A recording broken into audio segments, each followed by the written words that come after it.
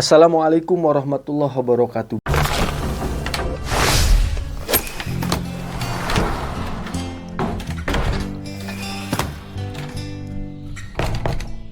Di dunia ini tidak sedikit suatu negara atau bangsa yang dianugerahi kekayaan alam yang melimpah oleh Yang Maha Kuasa. Mulai dari keanekaragaman hayati, hutan tropis, kandungan minyak, berlian, logam mulia, energi fosil, sumber daya laut, dan juga mineral langka lainnya. Semua itu punya nilai yang sangat luar biasa, dan jika dikelola dengan baik dan benar, maka akan dapat membuat negara-negara tersebut makmur dan sejahtera rakyatnya.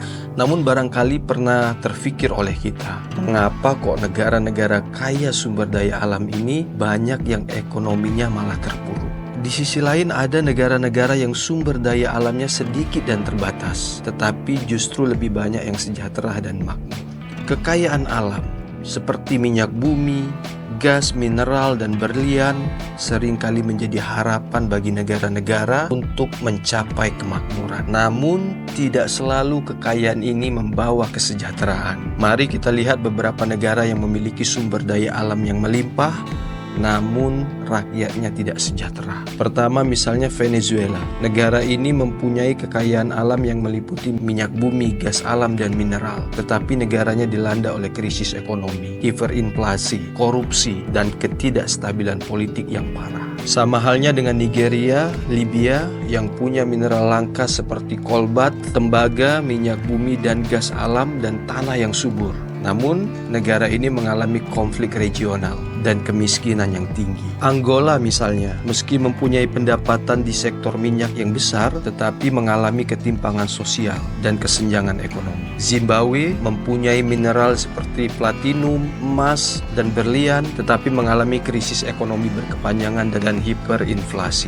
Mozambik punya kekayaan batu bara dan mineral, namun dari segi infrastruktur kurang memadai. Misal selanjutnya adalah Republik Demokratik Kongo yang merupakan salah satu negara paling kaya mineral di benua Afrika. Negara ini mempunyai 70% cadangan koltan di dunia, bahkan memiliki cadangan kolbat, berlian, dan juga tembaga terbesar di dunia. Ini kalau dihitung-hitung, perkiraan nilai mineral negara ini sebesar 24 triliun dolar Amerika. Yang jika uang tersebut dibagikan ke 100 juta penduduk mereka, maka orang-orang di sana bisa mendapat 3,6 miliar rupiah per orang. Seharusnya bisa hidup makmur dan sejahtera. Tetapi realitasnya, Republik Kongo menjadi salah satu negara paling miskin di dunia. Dan pendapatan per kapita mereka hanya sekitar 550 dolar saja per tahun. Lalu bagaimana dengan Indonesia? Yang kata Profesor Mahfud MD pernah mengatakan bahwa kalau dari sektor pertambangan saja di negara kita ini andai tidak dikorupsi, maka setiap warga negara Indonesia itu per bulan mereka akan mendapatkan uang 20 juta rupiah, bahkan itu tanpa bekerja sekalipun. Wow, itu belum termasuk sektor lainnya dari kekayaan laut, hutan tropis, pertanian, dan sumber daya mineral lainnya. Tapi nyatanya masih banyak rakyat yang hidup di bawah garis kemiskinan. Tingkat pengangguran masih tinggi, korupsi merajalela, banyak orang tua yang tidak mampu menyekolahkan anak-anaknya. Nah saudaraku, nanti kita bahas khusus mengenai Indonesia. Namun sebelumnya kita juga perlu tahu bahwa ada negara-negara dengan sumber daya alam yang sedikit lagi terbatas, tetapi berhasil mencapai kesejahteraan dan kemakmuran. Bagaimana bisa sebuah negara dengan sedikit sumber daya alam dapat menjadi salah satu yang paling makmur dunia? Beberapa negara itu diantaranya adalah pertama Singapura. Negara ini sumber daya alamnya sangat terbatas. Sebagian besar bergantung pada impor bahan baku, tapi rakyatnya sejahtera. Ekonominya sangat maju, menjadi pusat keuangan global dan standar hidup yang tinggi. Padahal luas negara ini hanya sebesar 722,5 km persegi, atau hanya seluas salah satu ibu kota provinsi di Indonesia, yaitu kota Samarinda di Kalimantan Timur. Tapi justru bisa menjadi negara paling kaya di Asia Tenggara. negara dengan pendapatan per kapita mencapai $59.000 di tahun 2020. Padahal negara ini tidak mempunyai sumber daya alam sama sekali. Kenapa bisa begitu? Karena faktor utamanya kebijakan ekonomi yang solid, didukung dengan pendidikan tinggi dan sektor teknologi yang berkembang pesat. Selanjutnya Jepang misalnya, sumber daya alam negara ini juga terbatas, terutama dalam hal mineral dan energi, tapi jadi salah satu ekonomi terbesar di dunia dengan teknologi tinggi dan infrastruktur yang maju. Faktor utamanya adalah mereka fokus pada teknologi, inovasi dan industri manufaktur yang canggih, serta komitmen terhadap pemberantasan korupsi. Selanjutnya Swiss misalnya, sumber daya alam terbatas, sebagian besar bergantung pada sektor keuangan dan industri, tapi tingkat kesejahteraan di sana tinggi. Negara dengan sistem keuangan dan kesehatan yang kuat. Faktor utamanya adalah sistem keuangan dan perbankan yang maju, serta industri yang berkualitas tinggi. Sama halnya dengan Hong Kong, Korea Selatan, Norwegia, Denmark, walaupun sumber daya alam mereka terbatas, tetapi dikelola dengan baik sehingga bisa menumbuhkan tingkat kesejahteraan yang signifikan di sana. Negara-negara itu adalah salah satu dari negara yang kualitas hidup tertinggi di dunia dengan sistem kesejahteraan sosial yang kuat, karena mereka memanajemen dengan baik hasil eksploitasi sumber daya alam serta fokus pada kesejahteraan sosial dan pendidikan. Negara-negara tadi menunjukkan bahwa kekayaan alam bukanlah satu-satunya faktor penentu kemakmuran dan kesejahteraan. Manajemen yang baik, pendidikan, dan inovasi dapat memainkan peran besar dalam mencapai kesejahteraan. Sekarang pertanyaannya adalah kok bisa begitu? Nah, sebetulnya fenomena ini sudah sangat lama menjadi perhatian para ekonom di dunia. Sejak tahun 1950-an hingga pada tahun 1993, seorang peneliti bernama Richard Auty itu menyebut fenomena ini sebagai resource curse atau kutukan sumber daya alam. Di negara-negara yang punya kekayaan alam melimpah, namun ekonominya justru cenderung tidak berkembang jika dibandingkan dengan negara-negara yang terbatas sumber daya alamnya. Ada beberapa alasan mengapa negara yang kaya sumber daya alam itu sering mengalami kesulitan dalam mencapai perkembangan ekonomi yang berkelanjutan. Nah, saudaraku, berikut ini adalah beberapa penyebab mengapa negara kaya sumber daya alam itu cenderung tidak berkembang. Pertama adalah ketergantungan pada sumber daya alam yang berlebihan. Nah, ketergantungan pada sumber daya alam seperti minyak atau mineral yang berlebihan ini menyebabkan negara-negara ini kurang mampu berinvestasi dalam sektor lain seperti industri, teknologi, atau jasa. Hal inilah yang kemudian membuat ekonomi mereka rentan terhadap fluktuasi harga komoditas global dan mengalami krisis ketika harga turun. Fluktuasi harga sumber daya alam dapat menyebabkan ketidakstabilan ekonomi. Ketika harga turun, negara-negara yang sangat bergantung pada sumber daya alam yang berlebihan ini akan cenderung sering mengalami krisis ekonomi. Kasus ini pernah dialami oleh Venezuela. Dulu Venezuela berdasarkan survei dari Global Misery Index, Venezuela saat itu sangat mengandalkan ekspor minyak untuk menopang ekonomi mereka. Bahkan mereka pernah menjadi negara paling kaya di Amerika Latin berkat cadangan minyaknya yang sangat melimpah. Masalahnya adalah bahan baku itu tidak stabil dan naik turun, tergantung permintaan pasar internasional. Misalnya, jika harga bahan baku naik, otomatis pendapatan pemerintah turun drastis. Persoalannya tidak ada sektor lain yang mampu menopang perekonomian ketika harga komoditas sedang rendah. Oleh karena itu, barang mereka jatuh di pasar internasional. Padahal pada saat itu pemerintahannya mampu memberikan berbagai subsidi dan fasilitas untuk warga negaranya, mulai dari subsidi minyak, bahan bakar, transportasi, pendidikan, bahkan kesehatan. Tapi sejak kejatuhan harga minyak di tahun 2014, Venezuela mengalami krisis dan tidak mempunyai cukup uang untuk menanggulangi berbagai subsidi-subsidi tadi. Dan saat itu solusi yang dikeluarkan oleh pemerintah adalah malah mencetak uang sebanyak-banyaknya, sehingga terjadi hiperinflasi di Venezuela.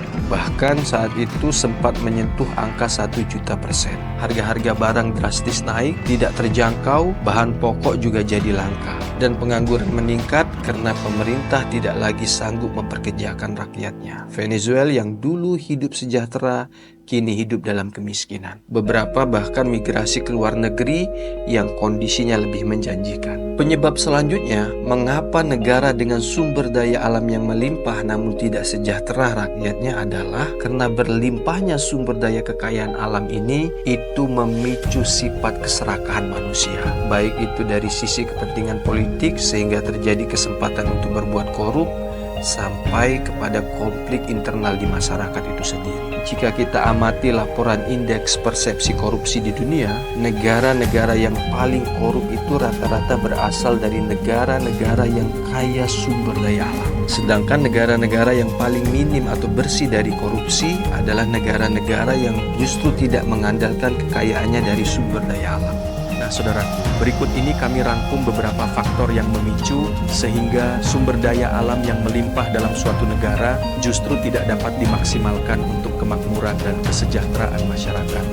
Faktor-faktor tersebut diantaranya adalah: pertama, disebabkan oleh korupsi dan penyalahgunaan kekuasaan, serta pengelolaan yang buruk. Kekayaan sumber daya alam seringkali menjadi sumber korupsi. Pembangunan infrastruktur, kebijakan sosial, dan pengelolaan kekayaan negara bisa terhambat oleh praktik korupsi yang merugikan masyarakat. Berikutnya yakni ketidakadilan sosial. Pendapatan dari sumber daya alam seringkali hanya dinikmati oleh segelintir orang atau kelompok tertentu saja yang kemudian meninggalkan sebagian besar populasi dalam kemiskinan. Penyebab ketiga adalah konflik dan ketidakstabilan politik serta konflik internal. Negara yang kaya akan sumber daya alam sering mengalami konflik internal karena persaingan untuk menguasai sumber daya alam tersebut. Konflik ini bisa berkisar dari perselisihan politik hingga pemberontakan bersenjata. Ketidakstabilan politik yang disebabkan oleh perebutan kekuasaan dan sumber daya alam dapat menghambat pembangunan ekonomi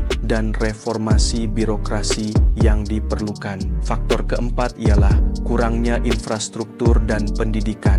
Negara yang bergantung pada sumber daya alam seringkali mengabaikan investasi dalam infrastruktur dan pendidikan. Akibatnya, kualitas pendidikan, kesehatan, dan infrastruktur seringkali terabaikan. Penyebab kelima yakni kurangnya inovasi. Tanpa investasi dalam pendidikan dan penelitian, inovasi dan pengembangan teknologi dapat terhambat, mengurangi daya saing ekonomi. Faktor keenam yaitu sektor non-sumber daya. Dengan fokus yang kuat pada sektor sumber daya, sektor-sektor lain seperti manufaktur dan teknologi sering terabaikan. Inilah yang kemudian dapat menghambat pertumbuhan ekonomi yang berkelanjutan dan meningkatkan ketergantungan pada ekspor sumber daya. Penyebab berikutnya adalah dampak lingkungan. Kerusakan lingkungan. Eksploitasi sumber daya alam seringkali menyebabkan kerusakan lingkungan yang parah, yang pada gilirannya dapat mempengaruhi kualitas hidup dan kesehatan masyarakat. Selain itu, kerusakan ini dapat menghambat kemampuan negara untuk mengelola dan melindungi sumber daya alam secara berkelanjutan. Penyebab selanjutnya ialah kurangnya keterlibatan masyarakat atau partisipasi publik. Kurangnya keterlibatan masyarakat dalam pengambilan keputusan mengenai pengelolaan sumber daya alam dapat menyebabkan kebijakan yang tidak sesuai dengan kebutuhan dan keinginan masyarakat. Dengan memahami penyebab-penyebab ini, negara-negara dapat berusaha untuk mengatasi kutukan sumber daya dengan memperkuat institusi, meningkatkan transparansi, dan mempromosikan diversifikasi ekonomi dan pembangunan berkelanjutan. Agar suatu negara yang kaya akan sumber daya alam dapat memaksimalkan potensinya guna kemakmuran dan kesejahteraan masyarakat, yakni dengan melibatkan masyarakat dalam pengelolaan sumber daya alam. Sangat penting untuk memastikan pengelolaan yang berkelanjutan dan mengoptimalkan manfaat ekonomi bagi seluruh bangsa. Melibatkan masyarakat dalam pengelolaan sumber daya alam dapat menghasilkan manfaat yang signifikan bagi lingkungan dan ekonomi dan sangat berpengaruh terhadap kesejahteraan dan kemakmuran. Kunci keberhasilan adalah pengakuan hak-hak lokal, transparansi, dan kemitraan yang efektif antara pemerintah dan masyarakat, sama keberpihakan terhadap sektor swasta. Dengan menerapkan langkah-langkah ini, sumber daya alam dapat menjadi lebih inklusif, berkelanjutan, dan memberikan manfaat ekonomi yang lebih luas bagi masyarakat dan bangsa. Terima kasih atas segala perhatian. Wassalamualaikum warahmatullahi wabarakatuh.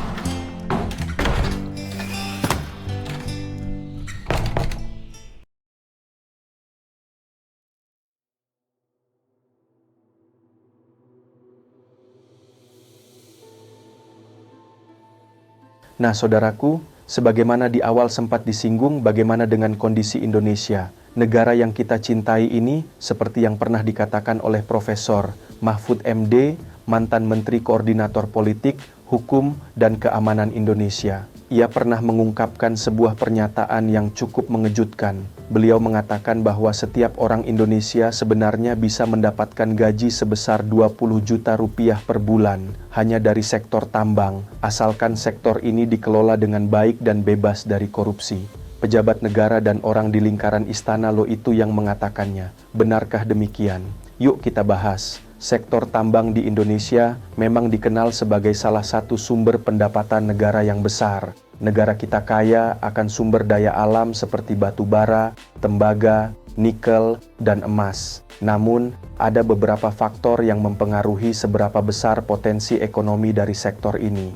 Menurut data, sektor tambang menyumbang kontribusi signifikan terhadap pendapatan negara. Namun, keuntungan besar ini seringkali terhambat oleh masalah korupsi dan manajemen yang buruk. Korupsi adalah salah satu masalah utama yang menghambat potensi sektor tambang. Uang hasil tambang yang seharusnya bisa dinikmati rakyat seringkali tidak sampai ke masyarakat karena adanya kebocoran dan penyelewengan. Korupsi dapat mengakibatkan pendapatan negara yang seharusnya tinggi menjadi tidak optimal. Jika dana yang seharusnya digunakan untuk pembangunan dan kesejahteraan masyarakat terbuang sia-sia, maka potensi besar ini tidak akan pernah terwujud.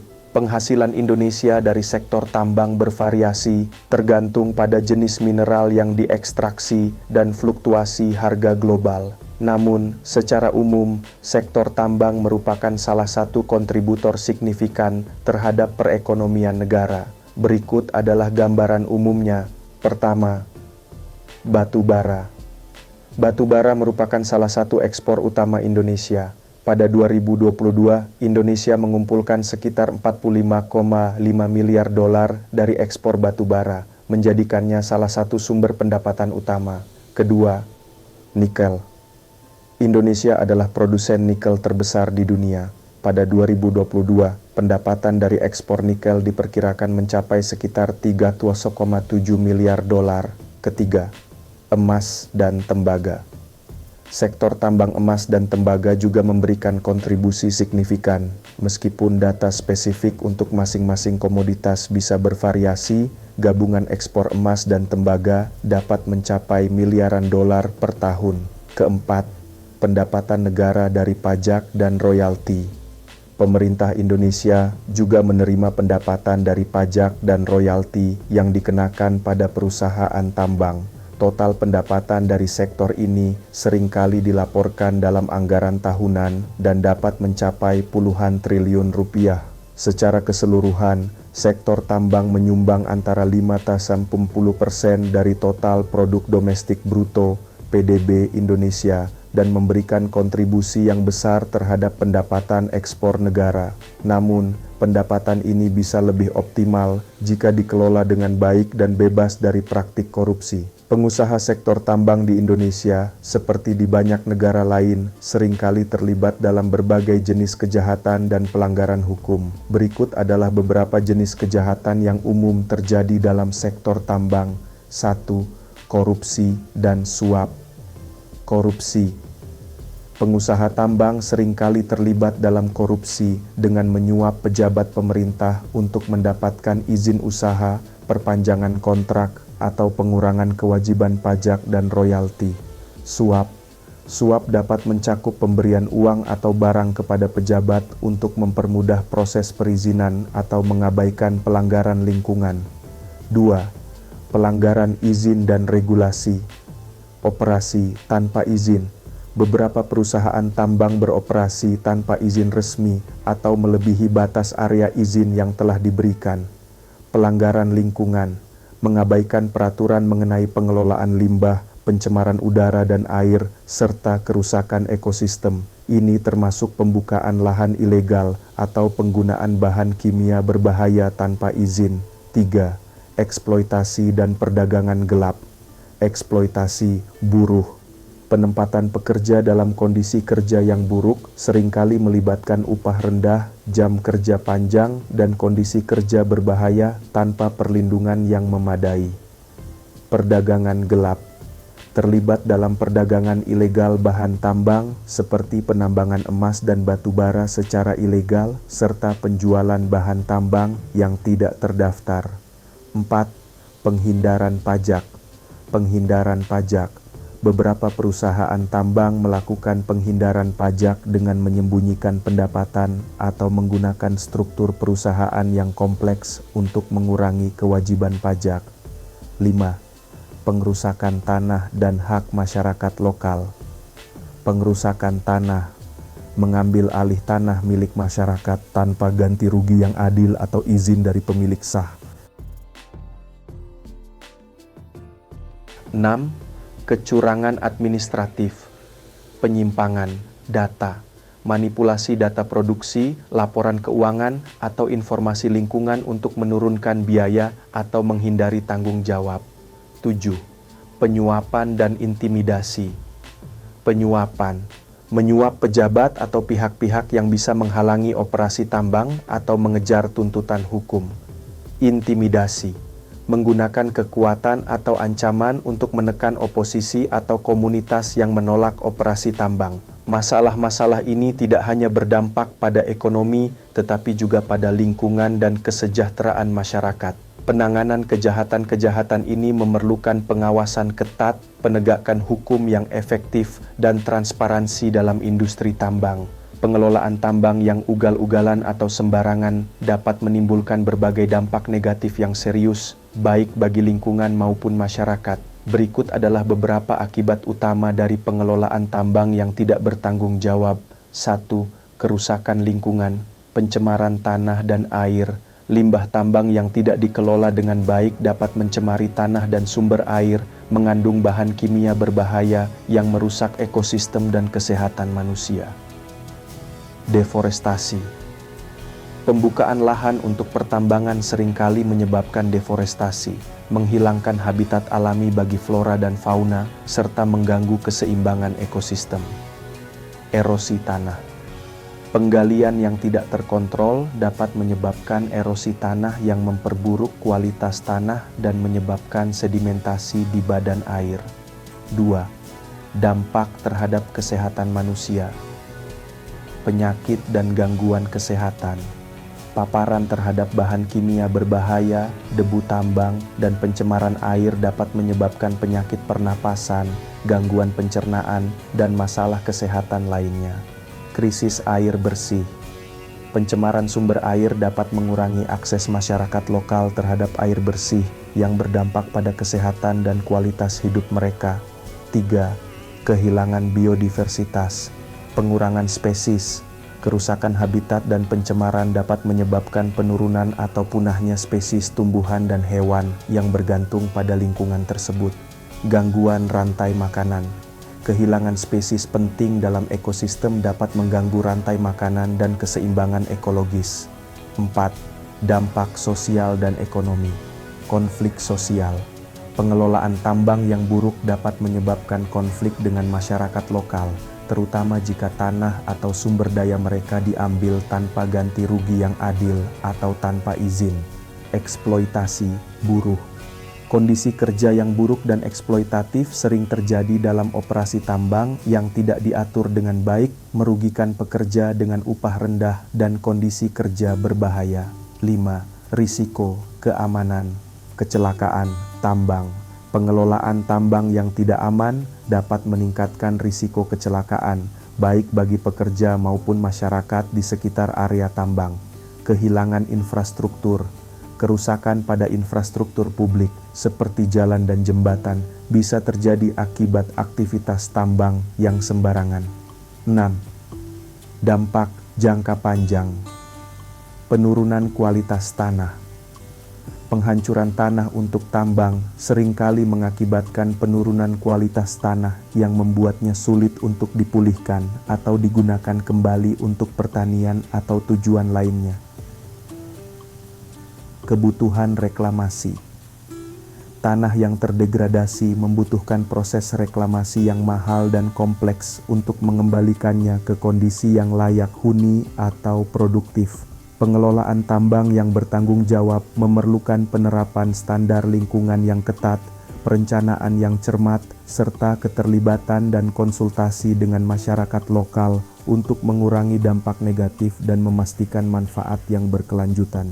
Hasil tambang di Indonesia, seperti di banyak negara lainnya, seringkali dinikmati oleh segelintir orang atau kelompok yang memiliki kekuasaan atau akses ke sektor tersebut. Berikut adalah kelompok-kelompok utama yang seringkali menikmati hasil tambang secara tidak proporsional. 1. Pemilik dan pemegang saham perusahaan. Tambang. Pemilik perusahaan. Individu atau kelompok yang memiliki saham mayoritas dalam perusahaan tambang seringkali memperoleh keuntungan terbesar. Mereka mendapatkan dividen dan keuntungan dari hasil penambangan. Pemegang saham. Investor dan pemegang saham perusahaan tambang juga memperoleh keuntungan dari keuntungan perusahaan yang seringkali lebih besar dibandingkan manfaat yang dirasakan masyarakat umum. 2. Pemerintah dan pejabat korup. Pemerintah. Bagian dari pendapatan negara dari sektor tambang seperti pajak dan royalti disalurkan ke pemerintah pusat dan daerah. Namun, dalam beberapa kasus, pengelolaan dana ini tidak transparan dan tidak selalu digunakan untuk kesejahteraan masyarakat. Pejabat korup. Pejabat pemerintah atau aparat yang terlibat dalam praktik korupsi dapat menikmati hasil dari suap atau gratifikasi terkait izin tambang dan pengelolaan sumber daya. 3. Eksekutif dan manajer perusahaan tambang. Eksekutif perusahaan, CEO, direktur, dan manajer senior perusahaan tambang sering mendapatkan kompensasi yang tinggi, termasuk gaji, bonus, dan saham perusahaan dari keuntungan yang dihasilkan oleh sektor tambang. 4. Pengusaha dan investor lokal. Pengusaha lokal. Di beberapa kasus, pengusaha lokal yang terlibat dalam rantai pasokan atau kontraktor tambang dapat menikmati keuntungan dari hubungan bisnis dengan perusahaan tambang. Investor lokal. Individu atau kelompok lokal yang berinvestasi dalam sektor tambang, baik sebagai investor langsung atau melalui saham, bisa mendapatkan keuntungan dari hasil tambang. 5. Perusahaan konstruksi dan jasa terkait kontraktor konstruksi. Perusahaan yang menyediakan layanan konstruksi, peralatan, atau infrastruktur untuk sektor tambang sering mendapatkan kontrak yang menguntungkan. Penyedia jasa. Perusahaan yang menyediakan jasa logistik, transportasi, dan pemeliharaan juga mendapatkan manfaat finansial dari operasi tambang. Kelompok-kelompok ini seringkali memperoleh manfaat besar dari hasil tambang, sementara masyarakat lokal dan lingkungan seringkali menanggung dampak negatif yang signifikan. Keberadaan praktik korupsi, pengelolaan yang tidak transparan, dan ketidakadilan distribusi hasil tambang seringkali menyebabkan ketimpangan ekonomi dan sosial yang luas. Hubungan antara tambang dan keadilan sosial sangat kompleks dan mencakup berbagai aspek ekonomi, lingkungan, dan hak asasi manusia. Berikut adalah beberapa cara tambang dapat mempengaruhi keadilan sosial. 1. Distribusi manfaat ekonomi. Kesenjangan ekonomi. Sektor tambang seringkali menghasilkan keuntungan besar yang tidak selalu dibagi secara adil. Biasanya, manfaat ekonomi lebih banyak dinikmati oleh perusahaan tambang, pemilik saham, dan pejabat, sementara masyarakat lokal sering mendapatkan bagian yang kecil dari keuntungan tersebut. Pendapatan dan kesempatan kerja. Sektor tambang dapat menciptakan lapangan kerja dan peluang ekonomi, namun seringkali pekerjaan yang tersedia tidak cukup untuk mengimbangi dampak sosial dan lingkungan dari kegiatan tambang. Pekerjaan tambang seringkali berisiko tinggi dan memberikan upah yang rendah, terutama bagi pekerja informal. 2. Dampak lingkungan dan kesehatan, pencemaran dan kerusakan lingkungan. Kegiatan tambang yang tidak bertanggung jawab dapat menyebabkan pencemaran udara, air, dan tanah yang berdampak negatif pada kesehatan masyarakat dan lingkungan. Masyarakat miskin dan terpinggirkan seringkali menjadi yang paling terkena dampak karena mereka tinggal di daerah sekitar tambang. Kesehatan masyarakat. Paparan bahan kimia berbahaya dan polusi dari tambang dapat menyebabkan masalah kesehatan serius yang seringkali tidak diatasi dengan memadai dalam komunitas lokal. 3. Hak atas tanah dan sumber daya. Kepemilikan tanah. Pengambilalihan tanah untuk kegiatan tambang seringkali dilakukan tanpa persetujuan yang adil atau ganti rugi yang memadai bagi pemilik tanah asli seperti komunitas adat atau petani kecil. Hak komunitas. Komunitas lokal seringkali kehilangan akses ke tanah dan sumber daya yang mereka butuhkan untuk kehidupan sehari-hari. Hal ini dapat mengakibatkan ketidakadilan dalam distribusi sumber daya dan manfaat. 4. Keterlibatan masyarakat dan transparansi. Partisipasi masyarakat. Keterlibatan masyarakat dalam pengambilan keputusan mengenai proyek tambang sangat penting untuk memastikan bahwa hak-hak dan kebutuhan mereka diperhatikan. Kurangnya transparansi dan partisipasi dapat menyebabkan ketidakadilan sosial. 5. Kesejahteraan sosial. Program CSR. Beberapa perusahaan tambang menerapkan program tanggung jawab sosial perusahaan CSR untuk membantu masyarakat lokal. Namun, efektivitas dan keadilan distribusi program CSR seringkali dipertanyakan. Reklamasi dan pemulihan. Upaya untuk memulihkan dan merehabilitasi lingkungan setelah kegiatan tambang juga merupakan aspek penting dari keadilan sosial. Pengelolaan pasca tambang yang buruk dapat meninggalkan warisan kerusakan yang merugikan masyarakat jangka panjang. Secara keseluruhan, untuk mencapai keadilan sosial dalam sektor tambang, diperlukan kebijakan yang adil, transparansi, partisipasi masyarakat, dan pengelolaan lingkungan yang bertanggung jawab.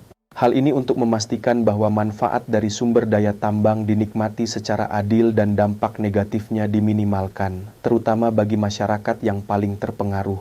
Nah, saudaraku, semoga solusi dan harapan yang telah kita uraikan tadi dapat diterapkan oleh para pemangku kebijakan agar pengelolaan sumber daya alam sepenuhnya untuk kemakmuran, kesejahteraan, dan rasa keadilan bagi segenap rakyat Indonesia. Lalu, apa yang bisa dilakukan untuk mewujudkan potensi besar ini? Salah satu solusinya adalah dengan memperbaiki sistem pengelolaan sektor tambang, menerapkan transparansi, dan memberantas korupsi secara serius. Jika kita bisa memastikan bahwa keuntungan dari sektor tambang dikelola dengan baik, maka mungkin saja, seperti yang diungkapkan Profesor Mahfud MD, setiap orang Indonesia bisa merasakan manfaat ekonomi yang lebih besar. Jadi, itu dia pembahasan kita tentang pernyataan Profesor Mahfud MD dan potensi sektor tambang Indonesia. Apakah kalian setuju dengan pandangan ini?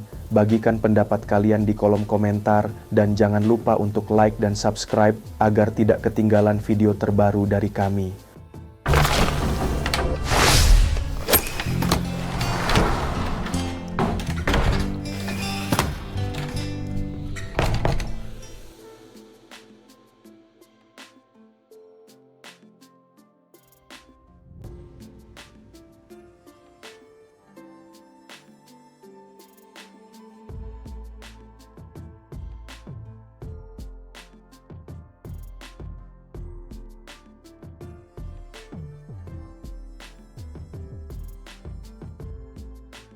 Penegakan hukum tanpa pandang bulu adalah kunci untuk memberantas mafia tambang sumber daya alam yang korup.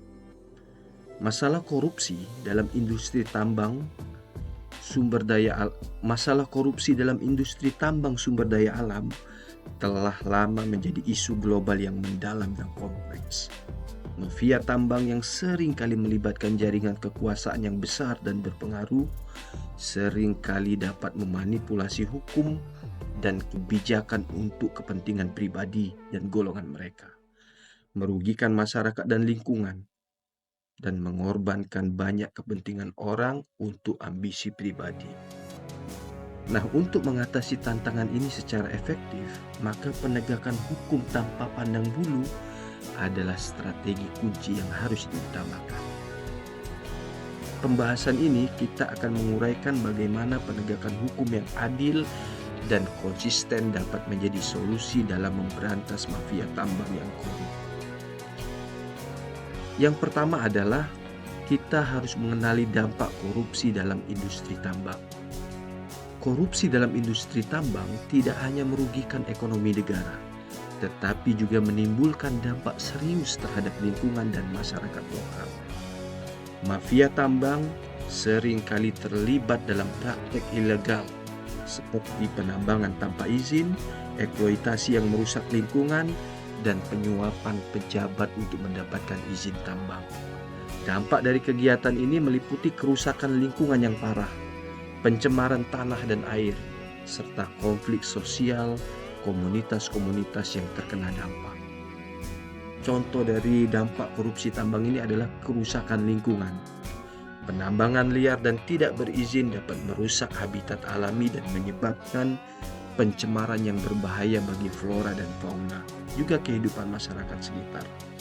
Itulah kenapa kemudian ini juga merupakan salah satu kategori pelanggaran hak asasi manusia. Praktik korup dalam industri tambang sering kali menyebabkan pelanggaran hak asasi manusia, seperti eksploitasi tenaga kerja dan pengabaian hak-hak masyarakat tambang. Yang kedua adalah penegakan hukum tanpa pandang bulu.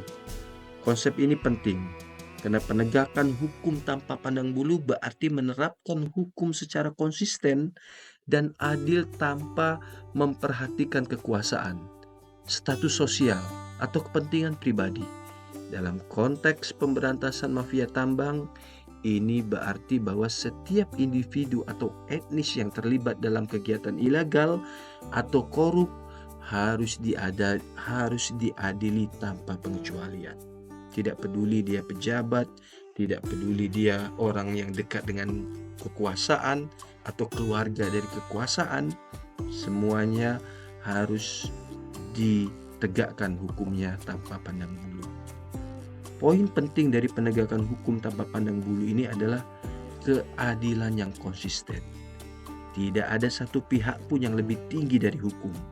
Setiap pelanggar harus menghadapi konsekuensi yang sesuai dengan tindakan mereka. Yang selanjutnya adalah transparansi dalam proses penegakan hukum itu sendiri. Proses hukum harus terbuka dan transparan agar masyarakat dapat memantau dan memastikan bahwa penegakan hukum dilakukan dengan benar. Yang ketiga adalah strategi efektif untuk penegakan hukum yang adil dan bermartabat. Untuk mencapai penegakan hukum tanpa pandang bulu, diperlukan beberapa strategi dan langkah yang konkret. Di antaranya adalah kita dapat mengadopsi beberapa hal berikut. Yang pertama adalah penguatan sistem hukum dan regulasi. Reformasi hukum, memperbarui dan memperkuat undang-undang terkait industri tambang untuk menutup celah-celah yang bisa dimanfaatkan oleh mafia tambang. Yang selanjutnya adalah penegakan hukum yang tegas, memastikan adanya tindakan tegas terhadap pelanggaran hukum, termasuk memberikan sanksi yang berat bagi pelaku korupsi di ranah tambang ini. Yang selanjutnya adalah transparansi dan akuntabilitas. Pengawasan yang independen, membentuk badan pengawas independen yang memiliki wewenang untuk memantau dan menilai kegiatan tambang. Dan yang tak kalah penting adalah mempublikasi data agar data ini bisa dikoreksi, dipelajari, dipantau, dan dikontrol oleh semua pihak. Memastikan data dan informasi terkait izin tambang, kegiatan eksploitasi, dan dampak lingkungan harus tersedia secara umum.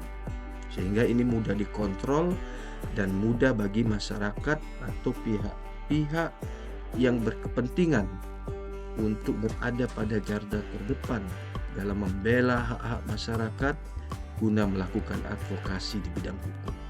Yang selanjutnya adalah bagaimana memberdayakan masyarakat. Ini penting. Partisipasi masyarakat ini sangat penting, terutama masyarakat lokal dalam proses pengambilan keputusan dan pengawasan kegiatan tambang. Untuk mengurangi terjadinya korupsi, maka keterlibatan masyarakat harus diprioritaskan.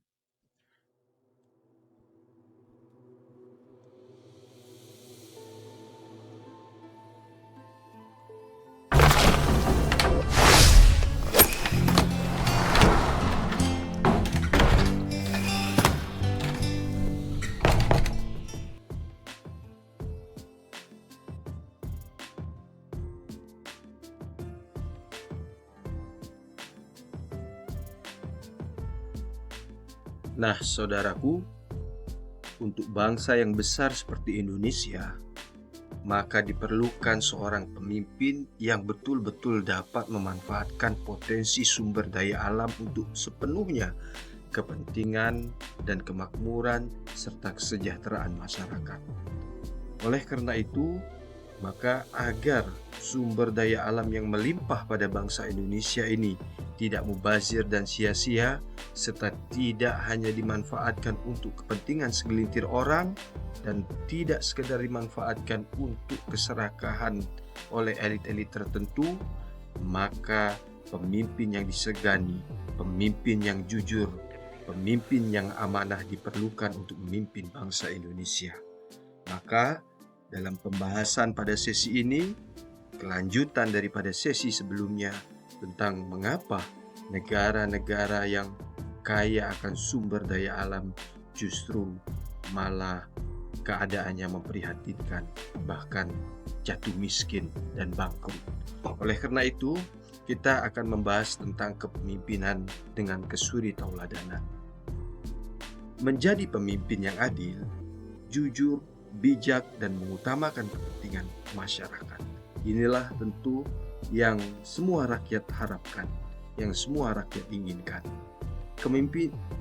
Kepemimpinan bukan sekedar posisi atau jabatan. Kepemimpinan bukan sekedar posisi atau jabatan, melainkan tanggung jawab yang besar untuk mempengaruhi banyak orang. Dalam konteks ini, kepemimpinan yang suri tauladan, yakni yang menonjolkan nilai-nilai keadilan, kejujuran, kebijaksanaan, dan kepentingan masyarakat merupakan hal yang harus diprioritaskan di atas segalanya. Tipe kepemimpinan ini adalah tipe kepemimpinan yang ideal. Barangkali sulit untuk mendapatkan kepemimpinan yang seperti ini. Namun demikian, kita harus terus berusaha untuk melahirkan pemimpin-pemimpin bangsa yang adil, jujur, bijaksana, dan dapat disegani. Nah, saudaraku, setidaknya ada beberapa hal bagaimana bangsa kita ini bisa melahirkan pemimpin yang betul-betul ideal. Pertama, kepemimpinan harus punya prinsip keadilan. Keadilan ini merupakan pilar utama kepemimpinan yang suri tauladan. Keadilan merupakan landasan utama dalam kepemimpinan yang suri tauladan. Seorang pemimpin yang adil tidak hanya mematuhi hukum dan peraturan yang ada, tetapi juga memastikan bahwa keputusan yang diambil tidak memihak dan dapat diterima oleh semua pihak. Keadilan mengharuskan pemimpin untuk mendengarkan semua suara, mempertimbangkan berbagai perspektif, dan membuat keputusan yang mencerminkan kepentingan umum, bukan hanya kepentingan segelintir orang atau pribadi, atau bahkan hanya kepentingan keluarganya.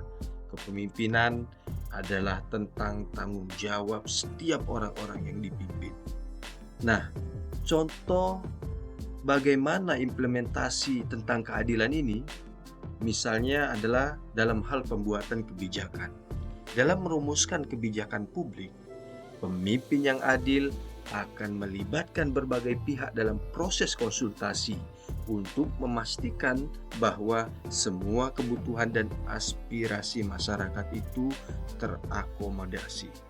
Memang tidak semua yang menjadi harapan, keinginan dari masyarakat itu dapat dipenuhi oleh seorang pemimpin, tapi proses-proses ini harus dilalui agar seorang pemimpin tersebut dapat berlaku adil dan dapat memimpin dengan kesuri tauladanan. Prinsip yang kedua adalah prinsip kejujuran. Membangun kepercayaan dan integritas. Kejujuran adalah kualitas yang tidak ternilai dalam kepemimpinan. Seorang pemimpin yang jujur akan selalu berkomunikasi secara terbuka dan transparan dengan masyarakat.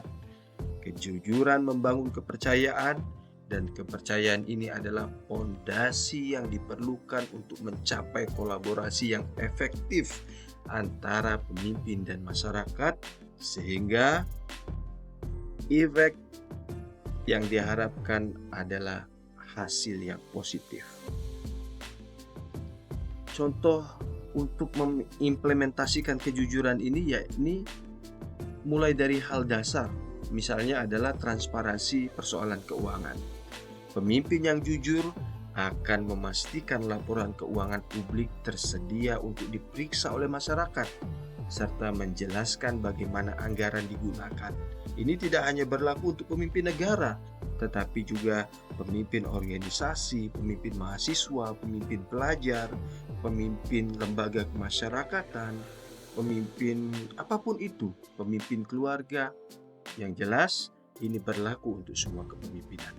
Yang selanjutnya adalah mengimplementasikan kejujuran dengan terbuka ini, yakni juga dalam menghadapi situasi krisis atau tantangan.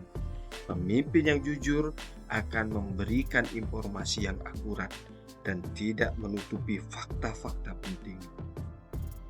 Selanjutnya, saudaraku, kepemimpinan dengan kesuri tauladanan adalah kepemimpinan dengan kebijaksanaan.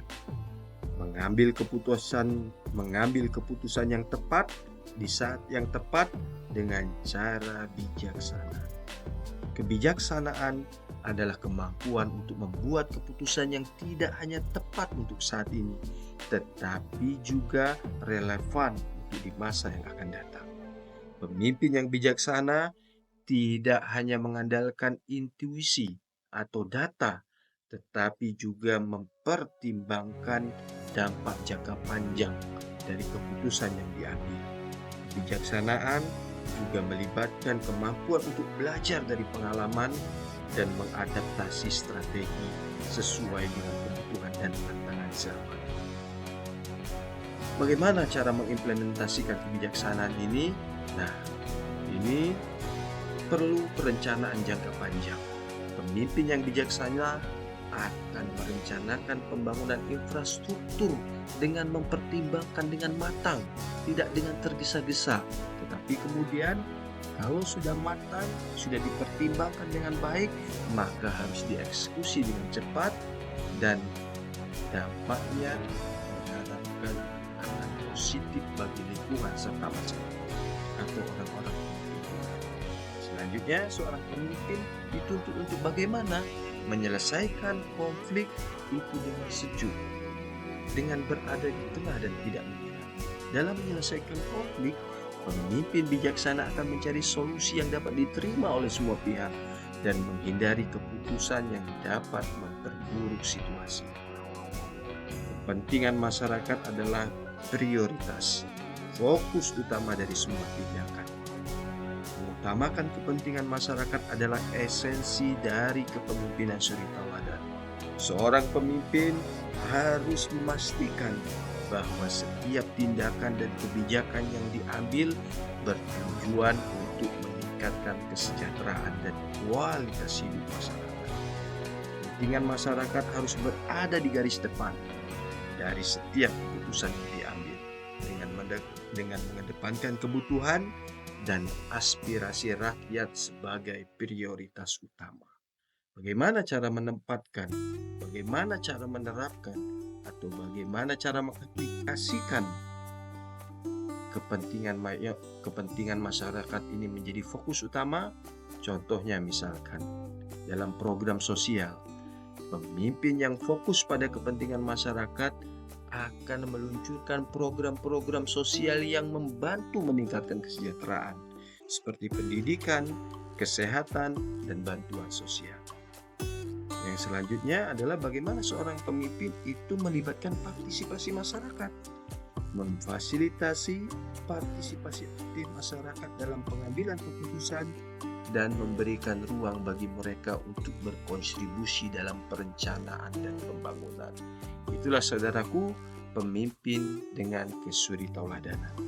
Kepemimpinan yang didasarkan pada keadilan, kejujuran, kebijaksanaan, dan pengutamaan kepentingan masyarakat adalah model kepemimpinan yang ideal dan sangat diperlukan di era modern ini. Pemimpin yang menerapkan prinsip-prinsip ini tidak hanya akan memperoleh kepercayaan dan dukungan dari masyarakat, tetapi juga akan menciptakan lingkungan yang lebih adil, transparan, dan berkelanjutan. Dengan demikian, kepemimpinan yang suri tauladan bukan hanya tentang bagaimana cara memimpin, tetapi juga tentang bagaimana menjadikan dunia ini tempat yang lebih baik bagi semua.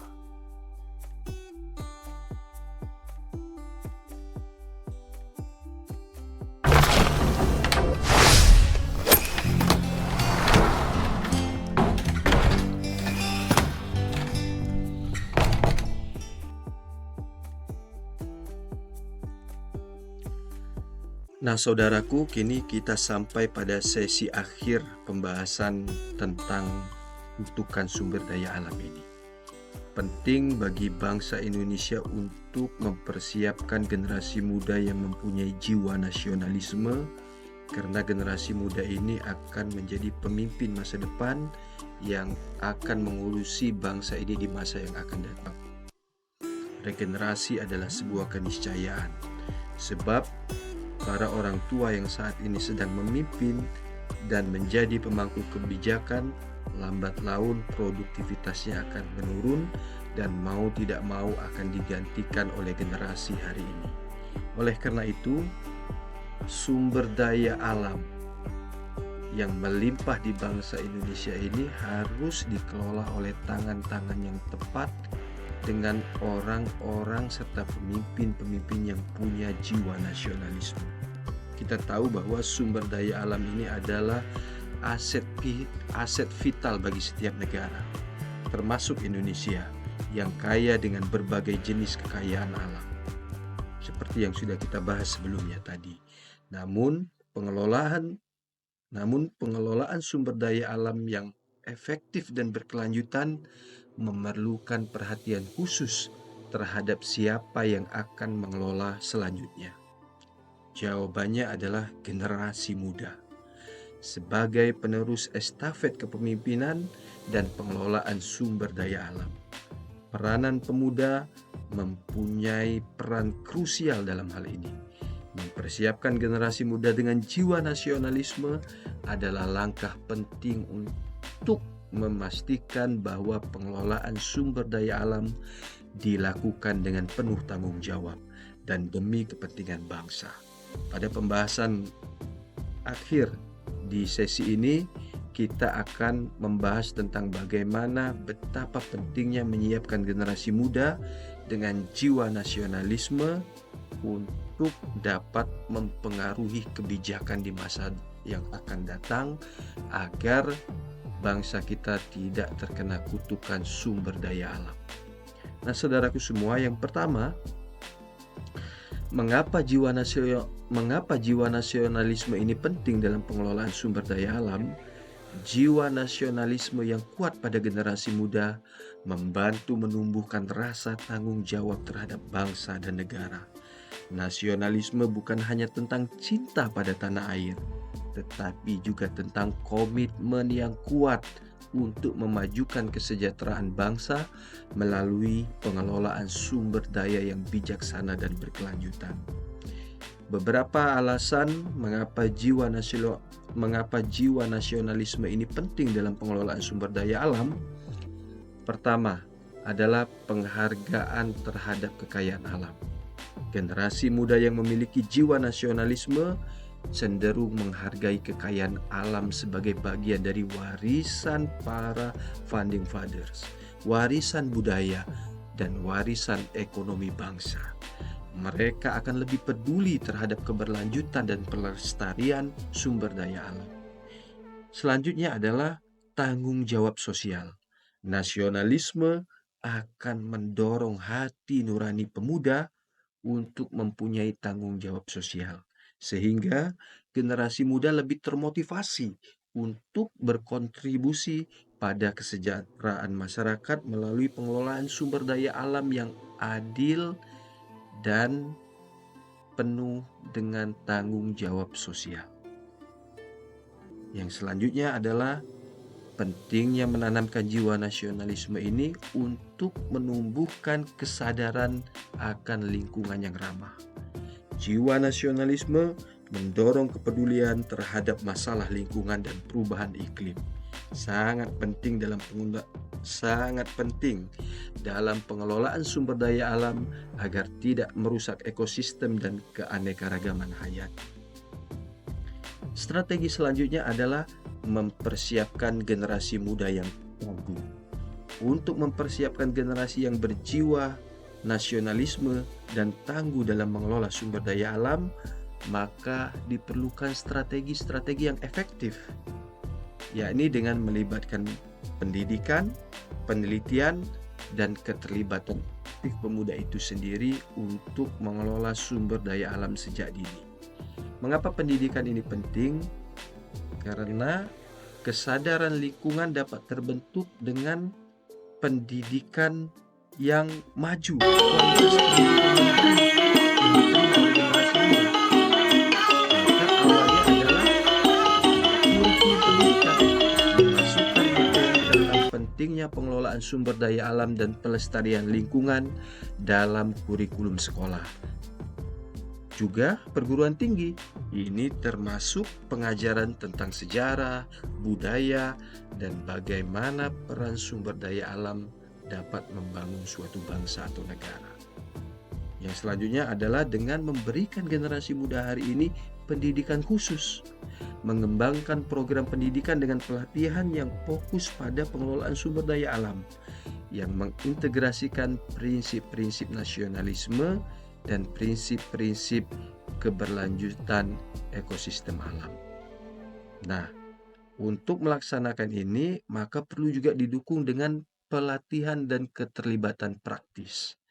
Pelatihan profesional dengan menyediakan pelatihan dan kesempatan magang di sektor pengelolaan sumber daya alam untuk memberikan pengalaman secara langsung kepada generasi muda. Yang selanjutnya adalah menjadikan ini sebagai proyek sosial dan komunitas. Mendorong generasi muda untuk terlibat dalam proyek-proyek sosial dan komunitas yang berkaitan dengan pengelolaan sumber daya alam, konservasi lingkungan, agar tidak mencemari keadaan udara, ekosistem, tanah, masyarakat sekitar. Jadi ini harus ada pelatihan-pelatihannya. Yang selanjutnya adalah meningkatkan kesadaran dan keterlibatan. Kampanye tentang kesadaran mengenai pentingnya nasionalisme dalam pengelolaan sumber daya alam, baik itu melalui media sosial, seminar, dan acara-acara organisasi kemasyarakatan tertentu. Yang selanjutnya adalah melibatkan pemuda dalam pengambilan keputusan dan dalam menentukan kebijakan. Melibatkan generasi muda dalam proses pengambilan keputusan adalah hal yang penting agar pemuda ini dapat berlatih bagaimana membuat sebuah kebijakan yang dapat dipertanggungjawabkan olehnya di kemudian hari. Nah, saudaraku, dampak positif dari generasi muda berjiwa nasionalisme ini adalah generasi muda dapat memiliki pemahaman yang mendalam tentang pengelolaan sumber daya alam dan dapat berbagi dampak positif. Di antaranya adalah pengelolaan berkelanjutan. Dengan kesadaran akan pentingnya keberlanjutan, para pemuda ini akan lebih berkomitmen untuk mengimplementasikan praktik pengelolaan sumber daya alam yang ramah lingkungan dan bertanggung jawab. Inovasi dan kreativitas. Generasi muda seringkali memiliki ide-ide inovatif dan kreatif.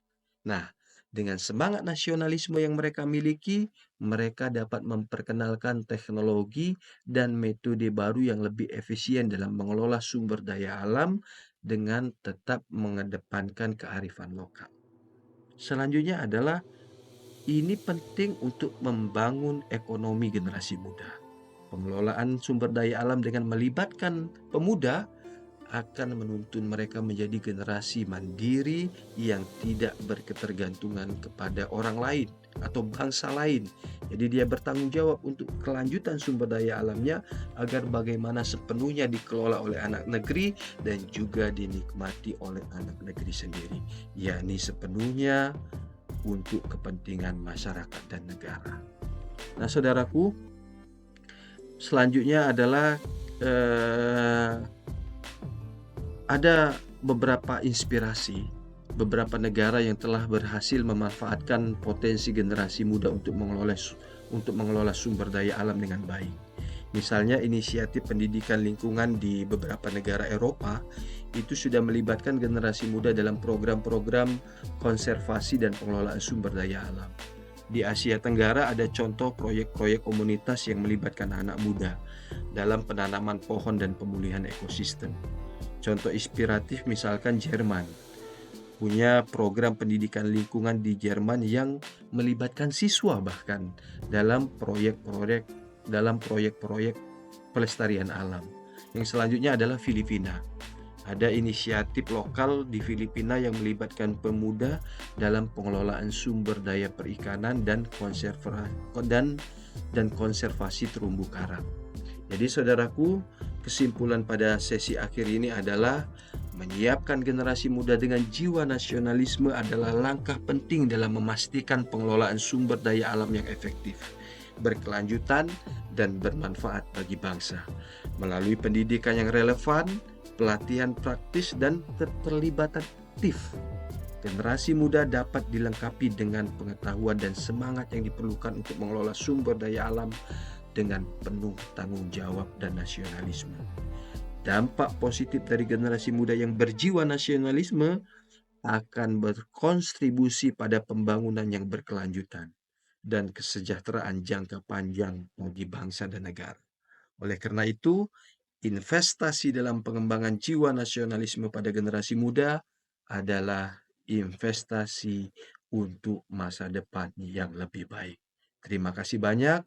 Semoga pembahasan kita ini dapat memberikan wawasan yang bermanfaat tentang pentingnya menyiapkan generasi muda untuk mengelola sumber daya alam. Jika ada tambahan atau komentar, silakan kita diskusikan di kolom komentar. Wassalamualaikum warahmatullahi wabarakatuh.